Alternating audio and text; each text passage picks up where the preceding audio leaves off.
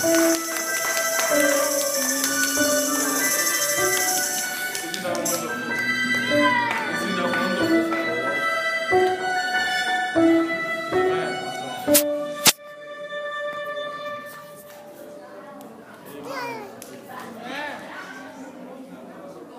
that wonderful?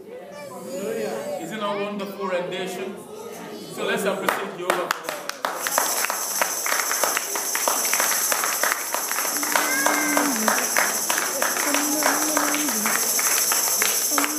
Amen. You know, when our children have done well, we should celebrate and appreciate them. And when they are also, you know, measuring up, we should also give them a push to rise up. God bless you. Amen. Amen. And there's no doubt about that song rendition. It's an amazing grace for us to be called the children of the Most High God. And Holy God is a grace that is over this world, almost opulent, that we who are sinners are called the children of an holy God. Think about that. I cannot fathom that. To say that I am a child of an holy God. Of course, it's definitely not because of my righteousness. There's a grace responsible for our citizenship, you know, in His kingdom. Amen. I thought somebody would be excited with us. Amen. So today you are a believer, man. Not because of what you have done, but because of what Christ did before you were born. Is that clear to us now? And that's the grace that we are talking about. Grace without measure. Grace without requirements. Grace without requirements. Grace that comes, you know, by love. Amen. The grace of God is being shed upon all men. And that's the grace that brought us here today. The grace that sustains us. And the grace that empowers us. Father, today we celebrate your grace. How amazing, how wonderful, how magnificent is your grace. The words of men will not be totally sufficient to explain the amazing grace of God. And Father, time, oh God, and eternity, Father, we will speak about your grace. We are here today because of your grace. And so, Father, this gathering is unto you. Speak your word into our life. Encourage someone here today. Father, as you have spoken in your word, perform the word of your servant. Perform, oh God, the message of your servant.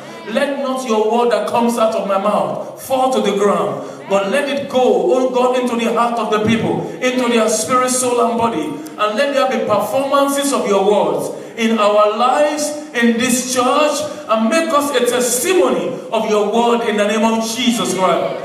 Let the whole world, let the nations of the world read about your goodness in the root of David. Let them talk about your favor in the good of David, the root of David. Let them talk about your miracle in the root of David. Oh Lord, let the nations of the world celebrate your goodness in this place, celebrate your power, celebrate your anointing and your favor continually in the root of David. Let the name of the Lord forever be exalted in Jesus' name. Amen. We thank you, Father.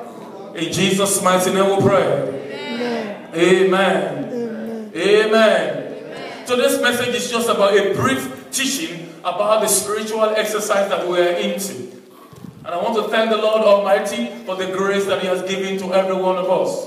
For everyone, there's a grace given to us to do something. And when we yield ourselves to that grace, greater thing will the Lord do in our life. Today I'll be speaking to you about a biblical pattern of prayer and fasting.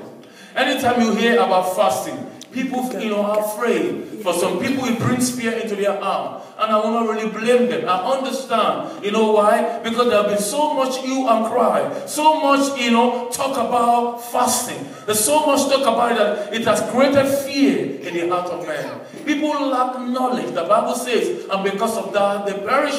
They go into perdition and they are denied of the blessings of God.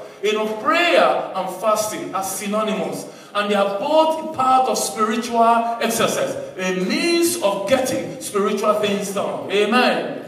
So it should not be painted like the people are painting it to you. And God has given us example in the Bible for us to understand how fasting operates and what He wants us to do with prayer and fasting. So this afternoon I'll be sharing with you on that. And then I'll be giving you 3 kinds or types of fasting. And then the one that God give you the grace, do it. And do it with all sincerity. And do it with purpose. And do it also with, to get result and answer. Amen. Jesus taught us also, because he prayed, he fasted. He said to us that some things will not happen in our life except through by prayer and fasting. Is there everything you have done, but you have not fasted?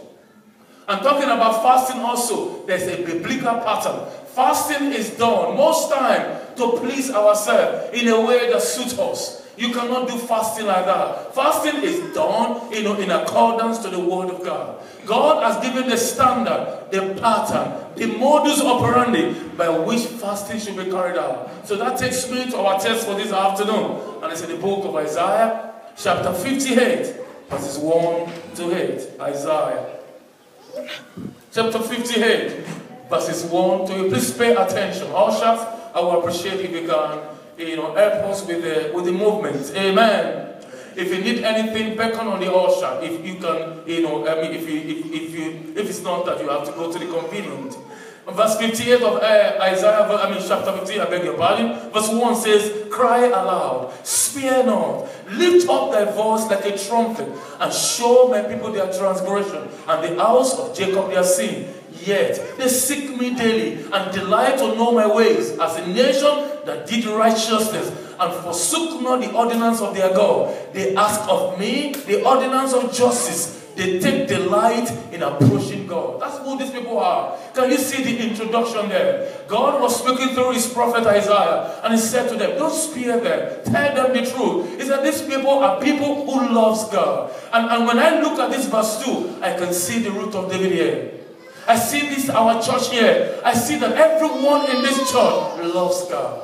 I see your heart desire. It is one thing to love God. It's another thing to know how to serve him acceptably. Because Jesus Christ said, not everyone that call me Lord, Lord, are mine. He said, because they call me from out of their lips and not from their heart. So how can we pray and fast if we are not doing it according to the way and the will of God? If we do it in our own way, we have just gone through hunger strife. It profits nobody. It does not profit you. It goes nowhere. I don't want you to pray and fast religiously. I want you to pray and fast according to the will of God and acceptable unto God. It is not difficult. It is simple. If we follow the Holiness Manual, the Bible. Listen to verse 3. When you have fasted, they say, Lord, we fasted. They say, and thou hast not heard us. Oh Lord, we have afflicted our soul, and thou hast not taken knowledge of what we have done. Behold, God was speaking to them now. In the day you fast, you find pleasure, and you exalt all your labor. You see that? So God was speaking to his children, just like I am speaking through God, to you today by the word of God. I'm telling you today that when we fast, there are requirements, there are standards, and there are ways that God wants us to fast. Israel said, when we fast, you didn't hear us. When we pray, oh Lord, you turned away your face from us. You did not answer our prayer.